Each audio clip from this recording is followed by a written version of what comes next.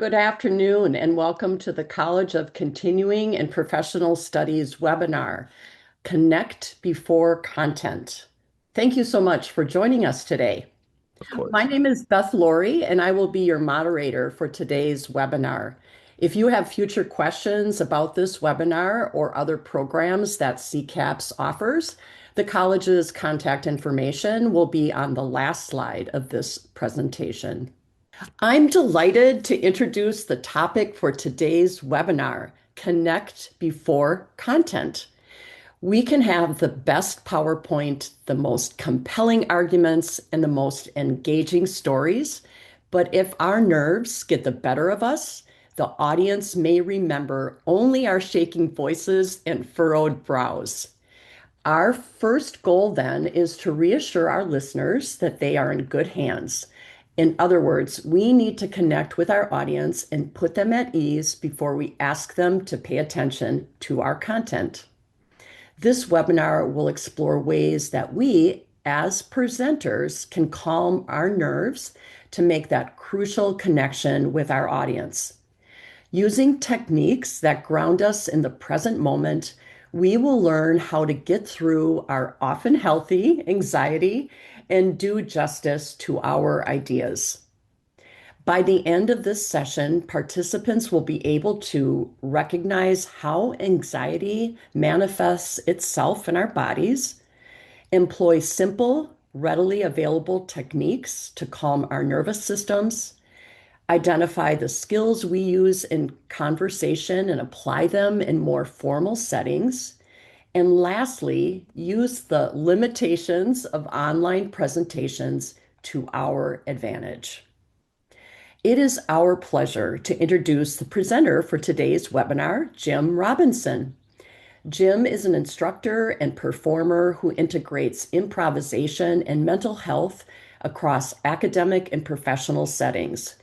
Jim has taught psychology at the collegiate level for more than 20 years and has led communication workshops for organizations such as the Guthrie Theater and the Disney Cruise Line. Jim, thank you so much for being with us today and sharing your wisdom on this important topic. I'll now pass it over to you. Well, thank you so much, Beth. And I encourage everyone to give a round of applause in our different frames to Beth and the CCAPS group for helping me with this online webinar. It's been very, very nice. And if any of you know me from the Disney Cruise Line, um, I apologize. All right. So welcome everybody. Now, Beth, I'm going to go ahead and I'm going to start advancing myself. Great. All right. Thank you. So today we're going to be talking about how we need to connect with our audience before we ask them to listen to the content of our speeches.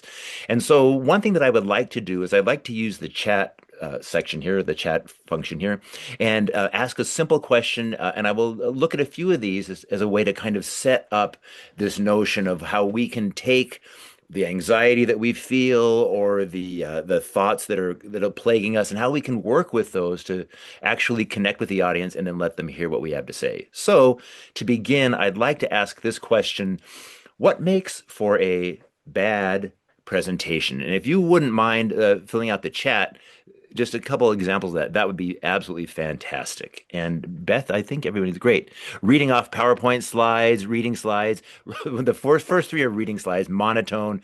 Uh, a lot of monotone. Reading off the slides seems to be a real violation. Low enthusiasm, no eye contact, low energy, long slides, lots of ums, too many filler words, lack of clarity.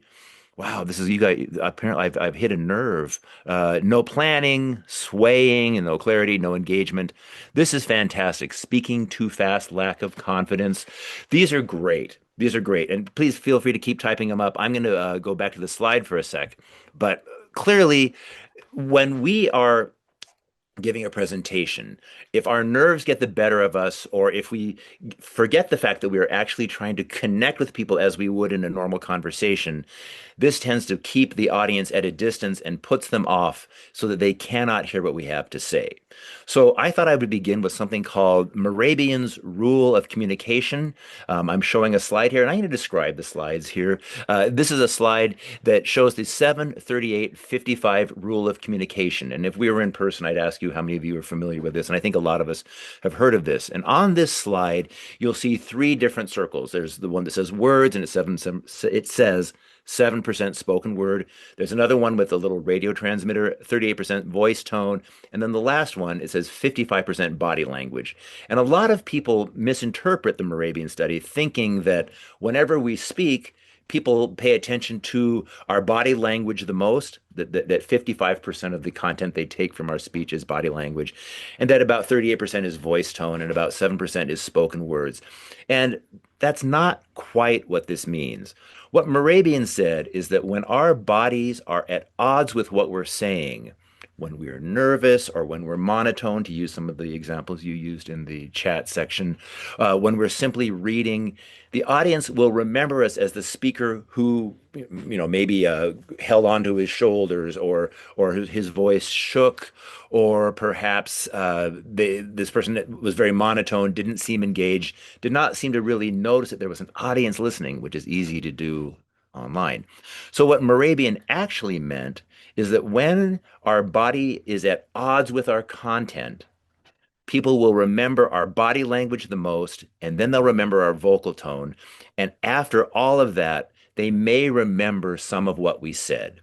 And so our goal today is to talk about ways to reverse this so that instead of having people remember us for our very human, very normal bodily tics or vocal limitations, that they'll remember what we had to say. And so the Morabian rule is something that I think about a lot, particularly when I'm nervous. I think, well, how can I relax myself so that people can understand what I have to say? So, uh, how does this advance? Here we go. So, one of the things that gets in our way, and I'm sure that many of you know this, is that when we get up in front of a group of people, we will often be nervous. Human, normal. Anxiety is something that all of us have to varying degrees, and it's something that is not necessarily a negative thing. It can give us energy. But when we get trapped in the fight or flight response, our sympathetic nervous system takes over, and our main goal in our mind is to protect ourselves. So here I have a slide. It's a person who is showing all the different physiological effects of being trapped in the fight or flight response. So just to show them to you, tunnel vision, you all know that feeling when you stand up and suddenly you're very comfortable with people when you're in a friendly group or when you're in conversation, but when you get up on a podium, it feels like the entire auditorium or business room or whatever it is kind of sinks down into a tunnel, and you don't have any sense of anything other than your own self. Our breathing becomes very shallow. We have a rush of blood sugar, which can make us feel kind of faint. Our digestion slows, which is actually a positive thing in this case. We become very tense. You can see the muscle tension there. Interestingly enough, when our fight or flight response happens, we experience hearing loss. Now, we don't actually hear less, but we hear differently. And so we become very attuned to sounds that are threatening.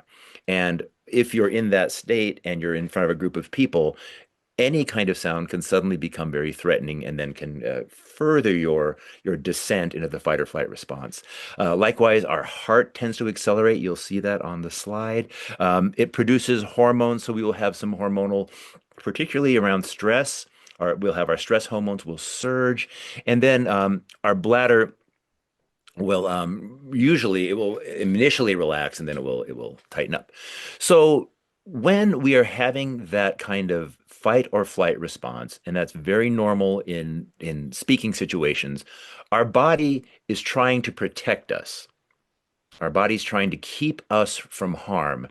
The problem is, as you all know, the harm isn't really necessarily legitimate. We're feeling nervous, but we're not about to be attacked. And we're not in danger of losing our lives or of bodily injury. And so what we have to do is we have to figure out a way to tell our sympathetic nervous system, the one that is engaging us, to relax. We have to engage, as you all know, with our autonomic nervous system. That's this nervous system that takes over for our body without any kind of conscious effort. It's our breathing, it's our heart rate, our digestion, our perspiration. We have to find ways to tell our autonomic nervous system to engage and help us relax so that we can then have access to all of our thoughts and all of our physical traits. So here we go. Um, there are many ways to do this, and all of us have been in that situation, I'm sure, where you're telling yourself, you're standing there at the podium, and it's like you're telling yourself, well, this is crazy. I'm not under threat. I've done this before. I know these people, or these people, they want to be here and hear what I have to say. All of these thoughts, these are very good thoughts to have, but one of the things about the sympathetic nervous system is that you cannot think your way out of it because when you are engaged in that fight or flight response, your body is telling you one thing and it overrides your thoughts. And up here, I have a picture of it's kind of like an illustration of a human head with a lot of scrambled thoughts, and there's a hand that is trying to pull this scrambled line of thoughts out of our heads. And if you all know this, when you are under this sort of terrified fight or flight response, you can't talk your way out of it. You cannot pull on that string and make it into a linear, logical thought. And one of the reasons why it's impossible to do that is we're experiencing something called the amygdala hijack. And I'm going to engage the chat function because I like conversations better than speeches, that's for sure. Um, Tell me, what do you know about the amygdala hijack? And I'm going to go back to the chat for just a second and see what people have to say. It's a term that's getting used quite a bit. Somebody wrote nothing. That's great. That's why I'm here. Somebody else wrote nothing. Wow, I've had three nothings in a row. Then let me please do this. Let's talk about this. It overrides our frontal lobe. Do math problems to override it? That's funny. The limbic system goes into threat mode. Stress response takes over. This is great. So the amygdala hijack is exactly what it sounds like. And what I have here on the screen is I have another illustration of a human head, and within it there's a very simplified illustration of the human brain. And you'll notice that we have what's called the wizard brain or the prefrontal cortex, and we have what's called the lizard brain, the amygdala. And I like that little rhyming mnemonic device. Now, the amygdala is what gets activated when you and I are under threat. It's what gets activated when our sympathetic nervous system, our fight or flight response happens. And our amygdala is very, very useful. It regulates our emotional lives. And so, one thing that it does when it is activated is that it tells the prefrontal cortex or the wizard brain, our logical, thoughtful, executive functioning part of our brain, the brain that we part of our brain that we use certainly to write speeches, to give speeches, to interact at work, to drive, all of those things. It helps the amygdala will override that. And instead of helping us talk our way out of it, like I said, it's pretty difficult to do that. It will tell us we're in trouble. We're in trouble. You're in trouble. Be careful. Don't go any further with this. You have to protect yourself. And so when the amygdala hijack happens, we become essentially um, children, although have a remarkable ability to use their prefrontal cortex as well. But we lose a lot of our adult rational thinking. And when that happens, again, we're at the mercy of our body. And when the amygdala hijack happens, all sorts of things happen to our body. We begin to keep our shoulders tucked in. We begin to hold ourselves. Our hearing, like I said earlier, becomes very, very limited. And so what we have to do is we have to find a way to override the amygdala hijack. So just to kind of bring it up to speed, we've talked about how when we are under stress, we go into fight or flight response, our bodies become very animated by our emotions, and our goal is to protect ourselves. And that keeps us from connecting with other people, and it keeps us from being able to say what we need to say. So this happens. And what also happens is our thoughts suddenly begin to get in the way of our ability to talk to audiences or to talk to people at work, people at home, certainly. And you'll notice that some of the thoughts that accompany the fight or flight response are these. And I have up here on the screen, I have a picture of a head with a lot of jumbled thoughts and four words. We have doubt, we have excessive worry, We tend to analyze. I think a word that also works very nicely for this is we tend to overthink and we feel fear. And once we begin to have these thoughts, we begin to treat them as truth. And one of the reasons why we treat them as truth is our body is telling us that this is real. Now, again, we're talking about situations where we are in front of an audience. We're not talking about when we're running through the woods and a bear is chasing us. But when we're talking about situations that don't warrant the fear or the fight or flight that we begin to experience, our thoughts really do get in the way because they feel true and they're not. So, what I would like to do now, before we proceed too much further, is I'd like to look at some of these thoughts. I have several slides with these on them, and I'm going to do the thing that everybody said was bad presentation skills. I'm going to read some of them. Before I do this, though, I would like to try using the chat, and I'd like to ask you what thoughts go through your head when you get up in front of a large group of people, people who maybe have control over your career, or people that are experts, or people that that have some reason to really judge what you're doing. Tell me what kind of thoughts go through your head, and I will look at these. Hypervigilance. You tell yourself to breathe. Okay, here goes. I got this. That's great. Confidence. Way to go. Stop shaking. They're going to think I'm stupid, that I made a mistake. I have a captive audience. That's great. I worry that I'll sound stupid. When is this going to end? Am I talking too fast? I tell myself to slow down. I become embarrassed. My chest tightens and I forget to breathe. Yeah. Everyone is smarter than me. No one can find out about this. I love that. I ramble on and on and on. What are they thinking? Are my jokes landing? Boy, I know that one. Try not to sweat. Stop rambling. Oh no, my accent. I'm nervous because I care. That's an interesting reframe. I love that. I'm nervous about how I'm being perceived. What if I'm breathing? What if I stop breathing? Yeah, that's a good question. I will lose my train of thought. I need some water. I've got the talking down, but what if I don't answer their questions well? So these are all, again, thank you so much for sharing these. These are great. And I mean that they're great and that they're very human and they're very normal. This kind of stuff is normal. But when we are trying to connect with an audience, and again, that's what we have to do before we share our content, those kind of thoughts, they keep us in our head and they make us even more self-conscious than we might normally be. You'll notice, and those were great. I've felt almost all of those ones in my time as a teacher and as a performer all the time. But one of the things that those thoughts do is that it makes us self-conscious and it puts all of the attention on ourselves and it keeps us very separate from the people that we're talking to. For example, and again, I apologize. I'll try not to read too much of these. I put a screen up here that shows a series of thoughts or kinds of thoughts that go through our head when we are trying to get over our nerves. Well, we engage in catastrophic predictions. What ifs? Again, the anxious brain tends to create a worst case scenario, shifting from logical thinking to emotional panic. I know that I've been up, on stage, and I thought, wow, it wouldn't be so bad if the stage collapsed, or if the lights went out, or if maybe I died. Um, Not helpful. So I put a couple of these down here. Pardon me. What if I completely forget everything and I can't read this because of the thing is in the way. Oh, and oops. See, here we go. And I go blank. What if my voice shakes or my hands tremble? What if I make a fool of myself? What if I can't answer their questions? Now, I like this series here. If we're in person, I would really try to get your answers to this. But I'll ask this question very, very quickly. Um, who is the subject of all of these thoughts?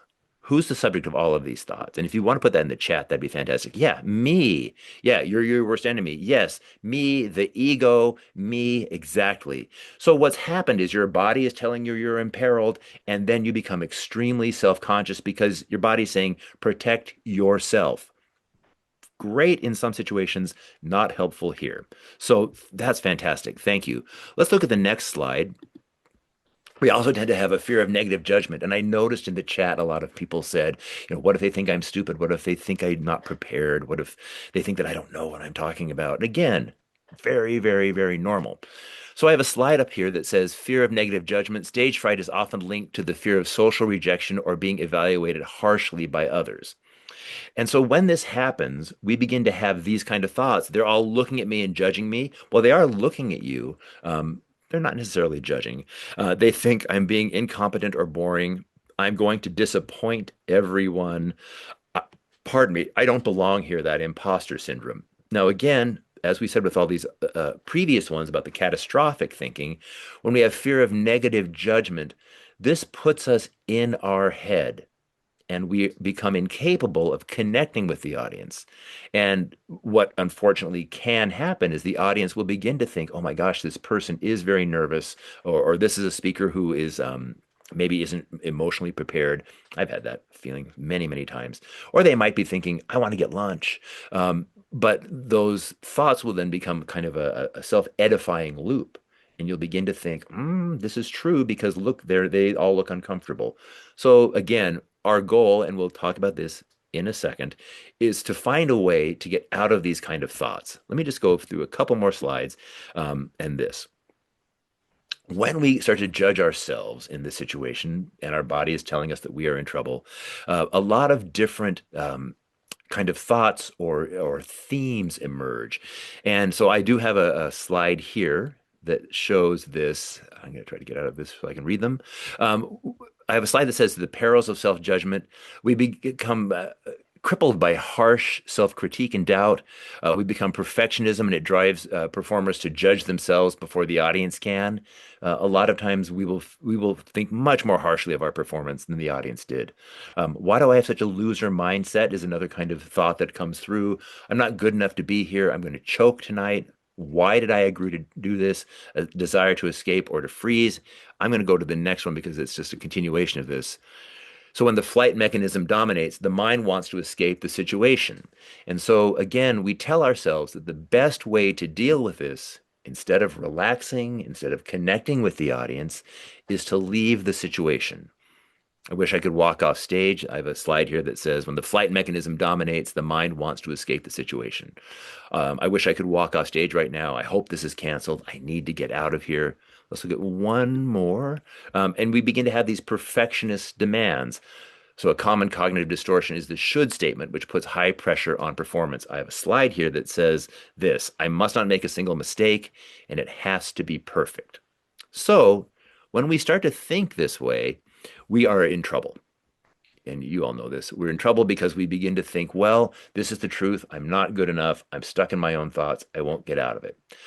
For this webinar, what I would like to do is to talk about some ways that we can get out of this fight or flight response. We can get our autonomic nervous system under control.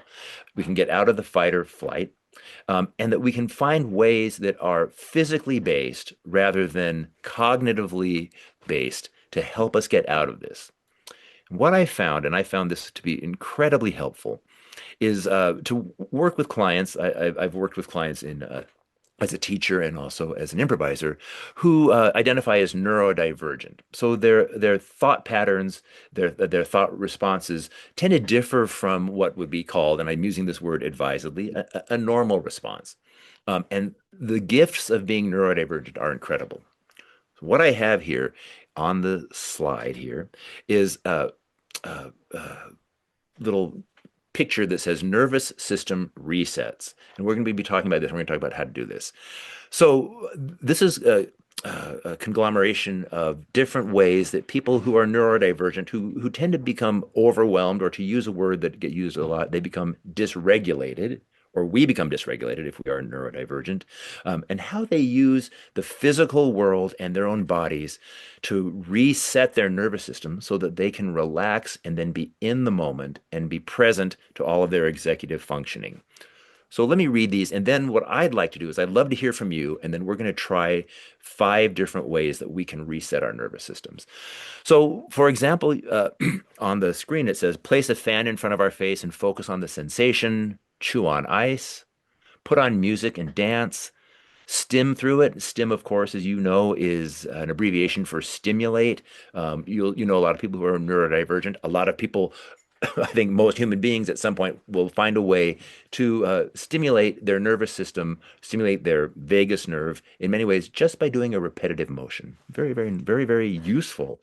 Taking a cold shower, to hum, to chant, or to sing, to engage in progressive muscle relaxation, tapping, using a weighted blanket, Put on an essential oil, spend time with your pet, take 3 deep breaths, go on a walk. Thank you for letting me read all these. I just want to make sure that everybody gets a chance to know what's on the slide.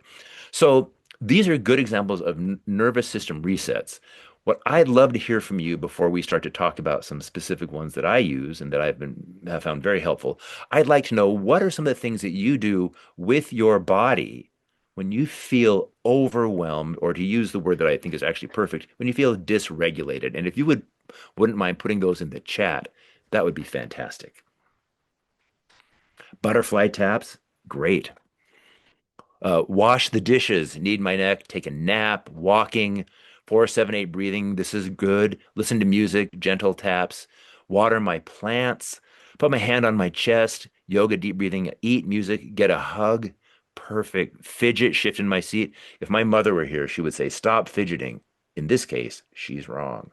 Yoga breathing, move my body, running, humming, bite my lip, chewing gum, rock from side to side, deep breaths. Exactly. Fidget spinners, currently you're using one. That's fantastic. That's great. Great. Well, so yeah, so clearly we do this. Go for a walk, different temperatures, walk outside. All of this is perfect. This is great. So a lot of us are familiar then with ways that we can reset our nervous system by blowing bubbles. Blowing bubbles, literally grounding my feet. Exactly. So what I would like to do is I'd like to talk about some ways, some of them have been referenced here, but ways that we can reset our nervous system. And what I'd like to start with, if you don't mind, is I'd like to talk about how we can take our body, and this is very, very useful when we are doing a presentation, particularly if we're standing by a podium or in front of a podium. If you're standing in front of a podium, way to go. Behind the podium, and how you can begin to tell your body that you're okay, and then you're going to, so you can get access then to your executive functioning. The way this works, and if you're able to do this with me, please join in. If not, this will be something that you can look at later. Anyway, this is called to assume the neutral stance. And it's going to feel a little bit unnatural, but for many speakers, in fact, for most speakers, it's a way of telling your body to relax. Now, again, when we're in fight or flight, our shoulders come forward, they clump, we protect our hearts. Our voice becomes very, very, usually very quiet, and it tends to come from the back of our throats. We really hunch forward. Our eyes tend to become very narrowed. All those things. So what we're going to try to do is we're going to assume what's called a neutral stance. And the way that this works is you take your right shoulder blade and you act as if you're tucking it into your back left pocket, so the opposite side. And then you take your left shoulder and you act as if you're putting that shoulder blade in your right back pocket. So this is going to feel extremely unnatural. And I'm not suggesting that you walk on stage like this, although who knows, it might be the best thing that ever happened to you. So I'd like to do this. And if you can do this, please do it. It feels weird. And then whether you're seated or standing, try to make sure that your feet, just for this moment, are in line with your shoulders. Now, a lot of us like to, I like to rock back and forth or to, put one foot casually over the other one, or if I'm sitting down to cross my legs, all of that is fine. For this exercise, I'd like you to try to keep your feet directly under your shoulders. So your shoulder blades are tucked in your back pocket, your feet are under your shoulders, and it should feel like you're the prow of a ship. You're one of those wooden carved Titanic-like things. Titanic-like things. You're like a beautiful, beautiful statue that is prowling through the waves on the prow of a ship. It should feel weird. Now, what I'd like you to do is I'd like you to, without slumping forward, I'd like you to let your shoulders relax. So your shoulder blades are still tucked in your back pocket, but your shoulders are not up around your ears. Now, again, this might feel very unusual, and I'm not suggesting that you do this all the time. But once you do this, even for, 20 seconds, 30 seconds, you're telling your body something very different from what it's been hearing when you are under the fight or flight response. Your chest is open, you're not protecting it. Your feet are grounded on the ground. Your wind passage, your ability to breathe is very, very open. Your face becomes the focus of what people will look at, and you are very still. And those of you who are singers, if any of you are opera singers, you'll know that one of the most powerful things that people can do if they want attention and if they want people to listen to what they say is to ground themselves, present themselves as comfortable and as confident through their bodies, not through what they say, and then to be able to proceed to give your content. Um, I had somebody say this to me once, and I thought it was profound. When you're watching somebody on stage and they are standing there and they are open and their voice is relaxed, the audience knows, oh, I don't have to take care of this person. Instead, I get to listen to what they have to say. And everything about the neutral stance says, yeah, I am fine. Now, once you've assumed this, once you've breathed through it, once you've done all of this, then you can begin to move. But you'll find that when you move, your shoulders will still be back, your chest will still be open, your voice will still be more relaxed, your eyes will be able to take in the audience around you, and then you can begin to connect with the audience. And once you connect with the audience, then whatever you say is going to be it's going to be heard by them. So that's the first thing. Second thing I'd like to try, and this is I'm just going to check my time here. Great, we're in perfect shape. Well, I'd like to try something else.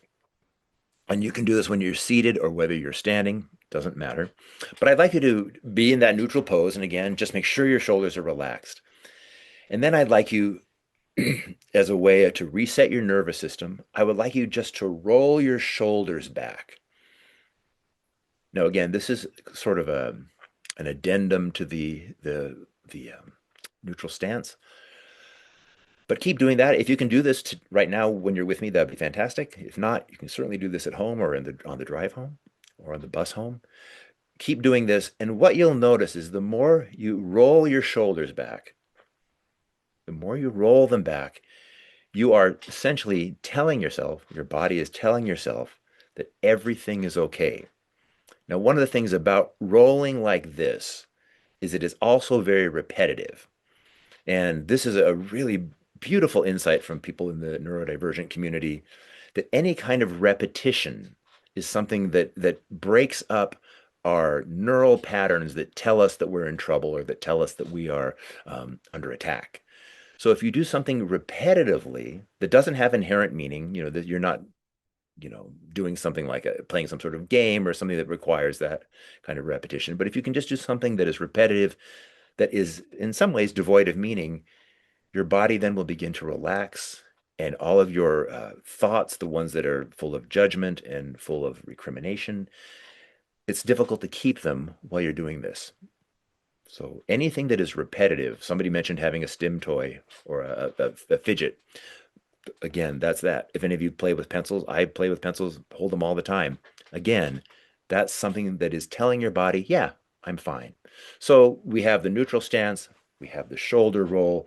What I'd like to try next is one that I think is actually really useful and is very useful, particularly in the moment when you are up in front of a group. If you could take your dominant hand, put it in a fist like this, and you're not going to hit yourself, but put it in a fist like this, and then rest it gently on your solar plexus, and your solar plexus is right at the bottom of your rib cage. It's kind of directly down from your sternum, and then just rest it on your diaphragm, and you can feel your diaphragm going in and out if you're breathing deeply. And then with your non-dominant hand, put this over your fist, and then very gently just roll it around, and you can roll it around in a counterclockwise way. And the more you roll it, the more you're telling your vagus nerve, which if you have a high vagal tone, is what they call it. If your vagus nerve is operating well, your vagus nerve goes through your entire body, and it does work with your autonomic or your unconscious nervous system. The more you rub this around in a circle without trying to control anything, without trying to think about anything, or without trying to give up any thoughts, but just to consciously do this, you're telling your body that you're okay. You're touching yourself, certainly if in a very vulnerable place. The chest is a very vulnerable area because the lungs and the heart are right there. But if you can just very, very gently, with your dominant hand, just massage your solar plexus. And what you'll find as you do this is your breathing will become deeper, your shoulders will relax, your voice will change, all of these things. So this is something that you can try. So we've talked about the neutral stance, we've talked about rolling shoulders, and we've talked about the solar plexus. This other one is very useful. This one is useful. You can do it in front of a group. That might be the best thing they've ever seen at a conference. But I do this a lot before I go on stage, and I do this backstage, or I do this in the car if somebody else is driving. But I'd like you to take your fingers and put them like this. Take your three middle fingers and rest them gently on your cheekbones. A lot of people mentioned humming in their chat, and let them rest very gently high on your cheekbones.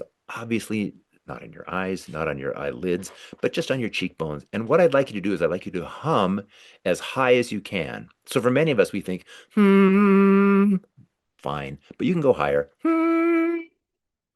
Take your voice and put it entirely in your vocal cavity up here. And when you hum as high as you can, you'll begin to feel this vibration on your fingertips. What I would suggest, and this has been very useful, particularly for speakers and for singers, is to practice doing this for about 30 seconds. And then, once you've established this hum, once you can feel it very gently on your fingertips, release your voice without allowing it to drop down. So I'll give an example here.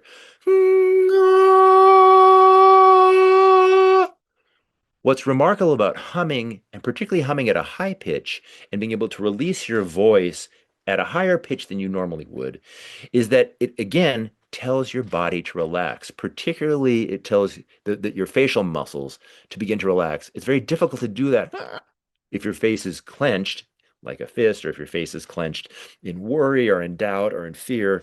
It allows your body to relax, and it allows the muscles, particularly around your eyes, to relax. And it also allows your voice to begin to use its entire range.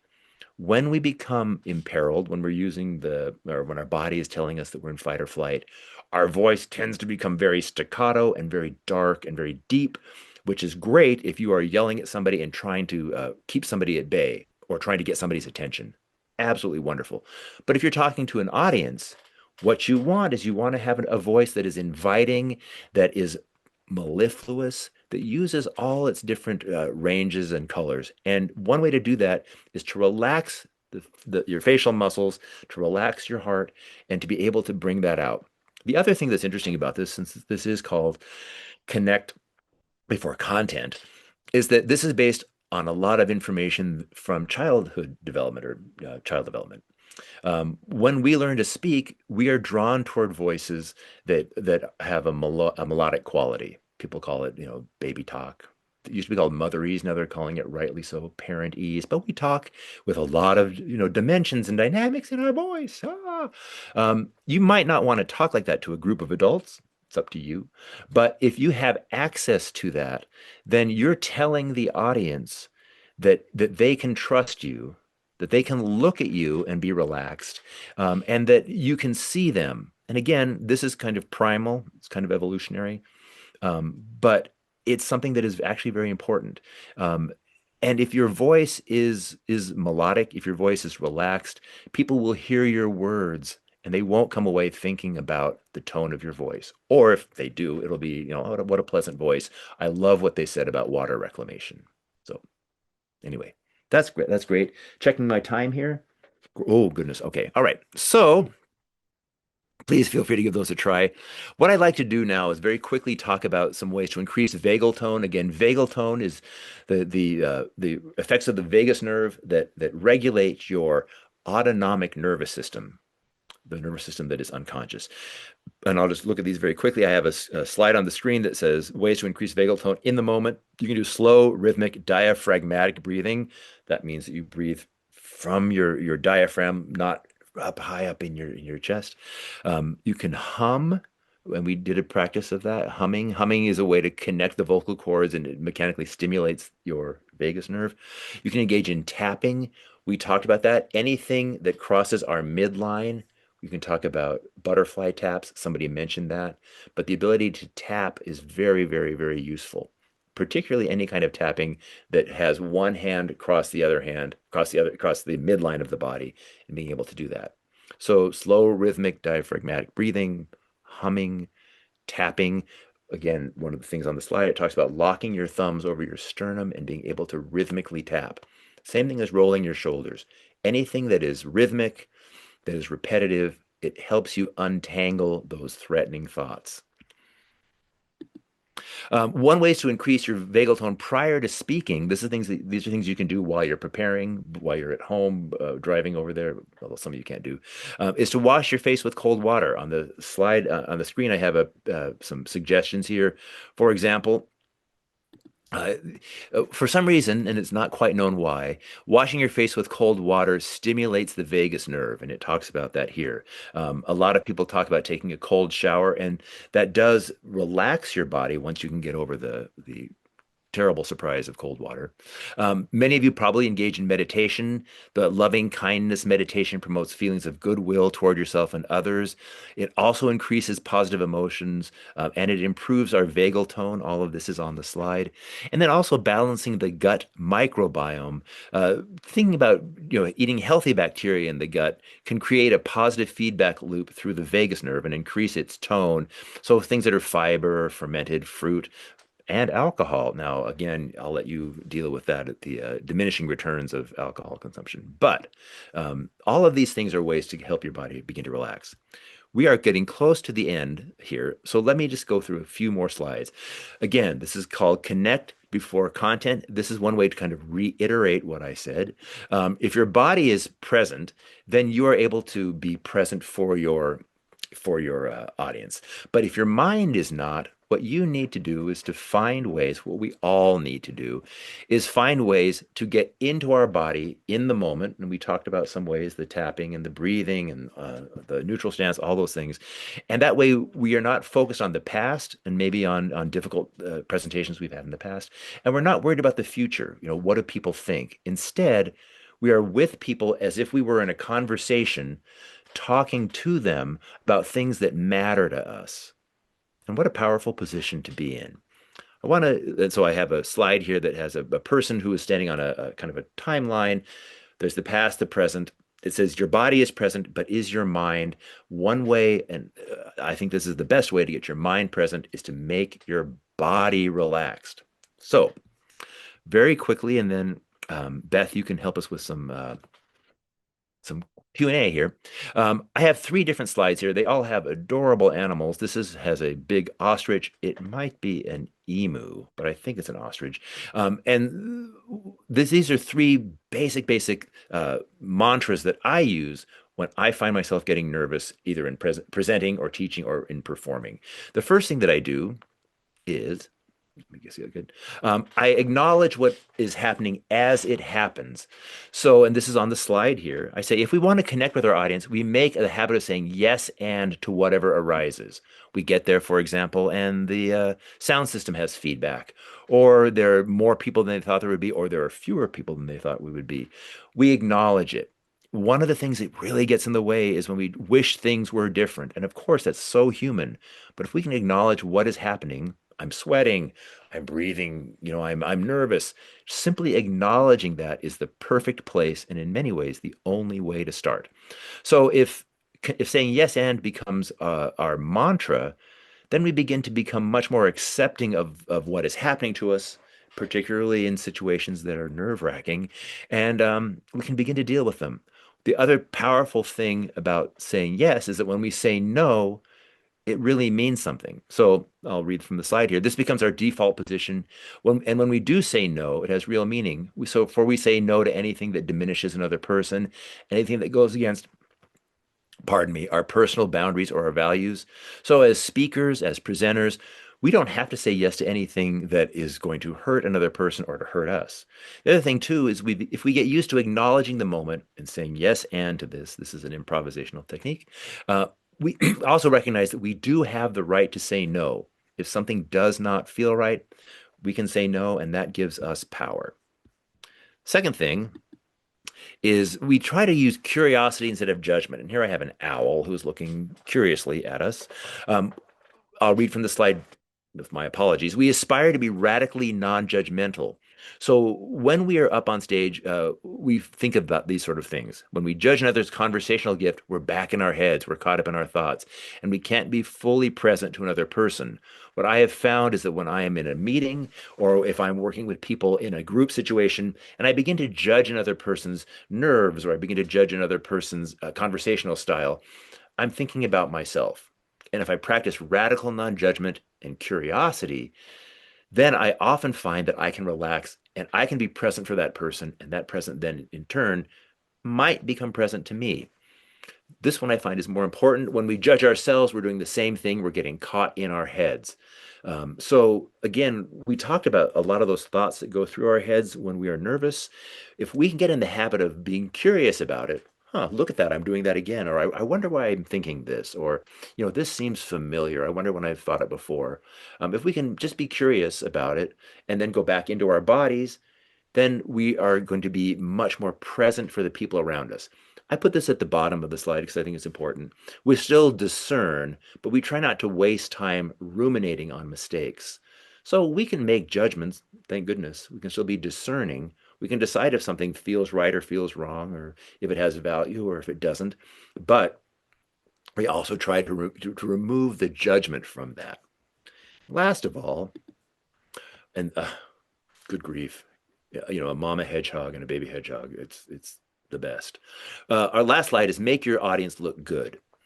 One of the things that we talk about a lot in improvisation, and which I have been trying to bring into all of my speaking gigs, is that we aspire to make our audience look good. And if that becomes our main focus, I want my audience to look good.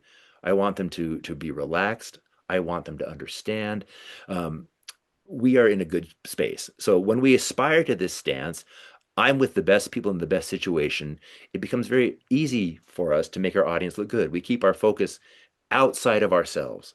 So when I go in to speak now, I think, oh, what an opportunity. And some people said this in the chat, or, I want to be able to share this with people by keeping my focus on the audience and not on myself. I can begin to help my body relax and I can let go of some of those very punishing thoughts.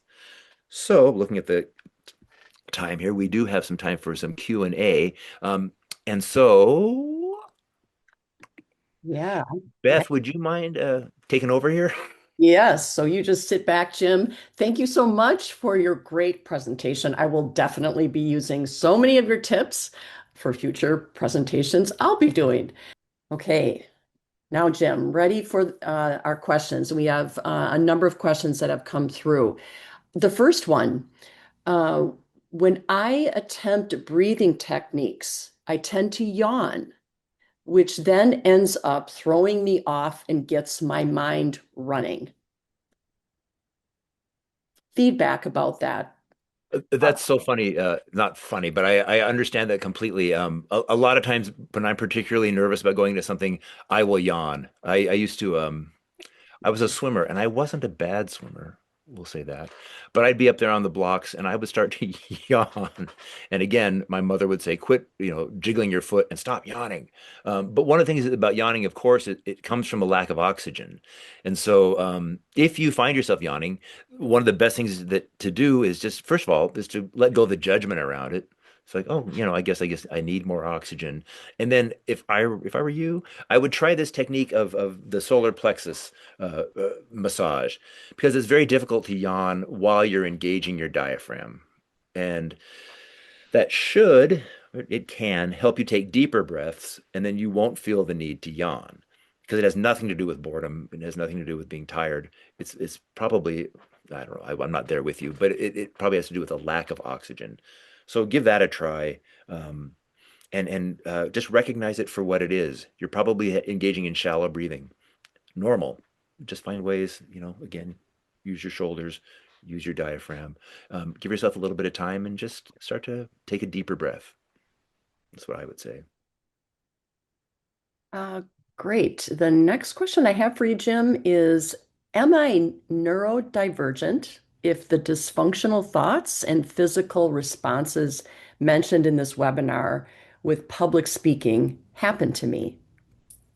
I can't I am in no position to make a diagnosis like that. But what I will say is that whether we are neurodivergent or we are not, we all experience these things in different ways, these kind of thoughts. And one of the reasons why I have been using this slide from the neurodivergent community is I think it's so ingenious, and that community is often judged, and in many ways, their ability and I'm, their ability to be able to regulate is ingenious and remarkable, and it's something that I think the wider community could certainly benefit from. But I, I, I wouldn't I wouldn't diagnose anybody. But bear in mind, every one of those thoughts. I don't want to hold myself up as the paragon example here, but I've had every single thought that people were on those slides, and I'm probably going to have them when I hang up from here. So Great. Um, any tips for dealing with filler words or sounds? I try not to use them, but they sneak in. I wouldn't worry about it, and because I do it myself.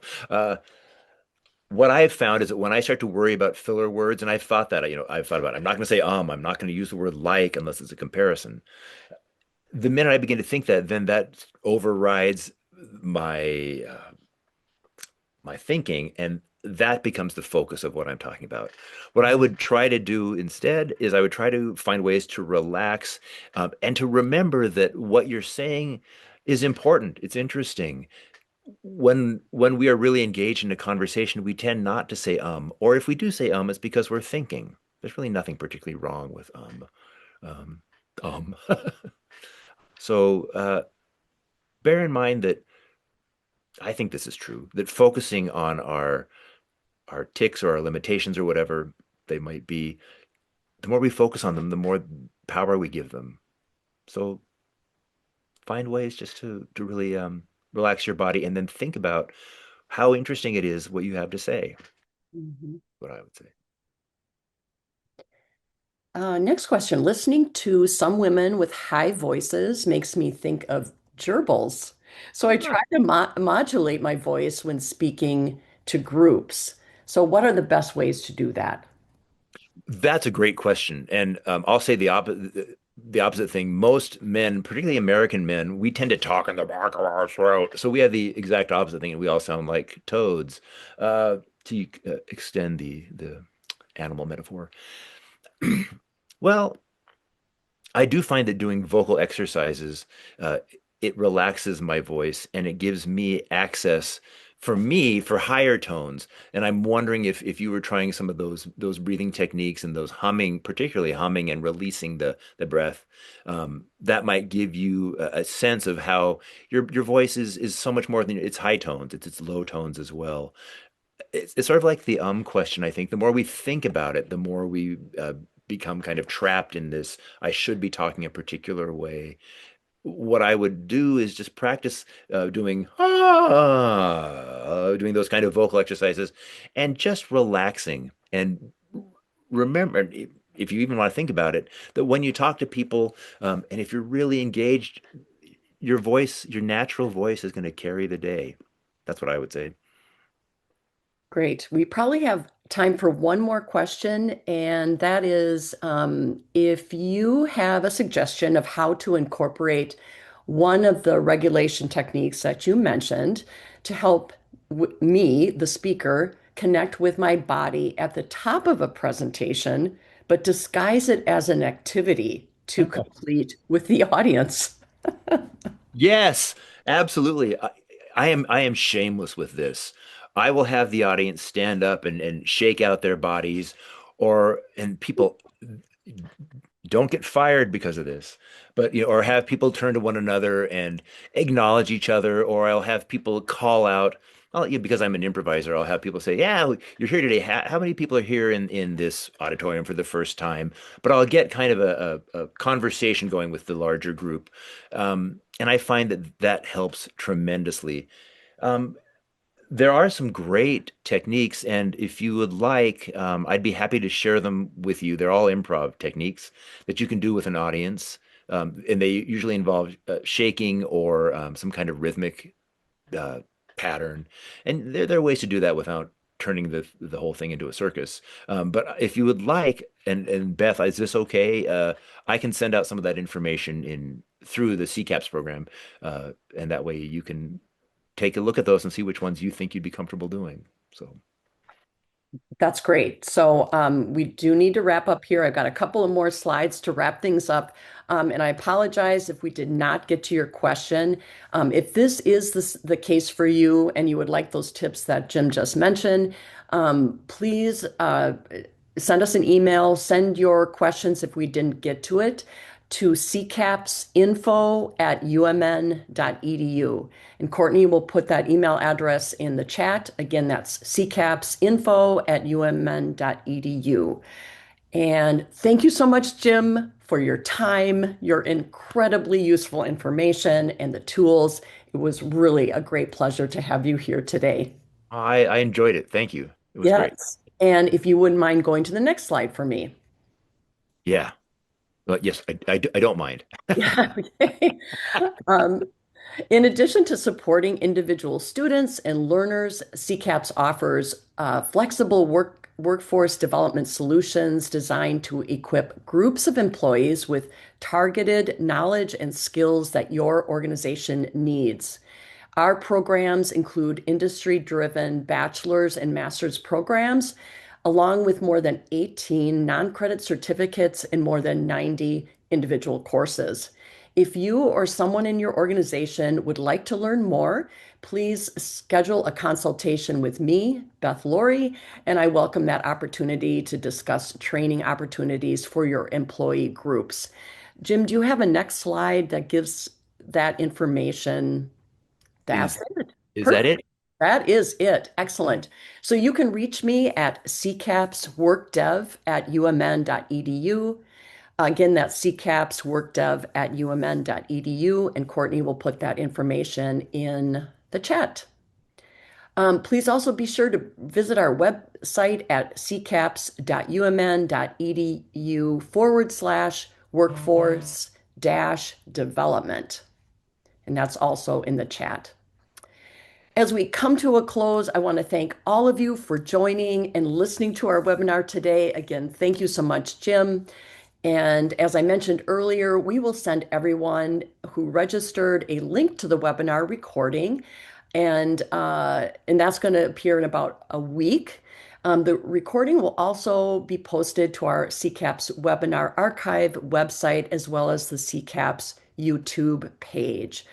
Jim, there might be one more slide for me there. University of Minnesota employees are eligible to receive well-being points for listening to today's webinars and all future webinars. To redeem your points, please complete the request form at z.umn.edu/CCAPS Wellbeing. And the link to that form to request those points is also provided in the chat. Point redemption applies to anyone who listened live today or to a recorded version.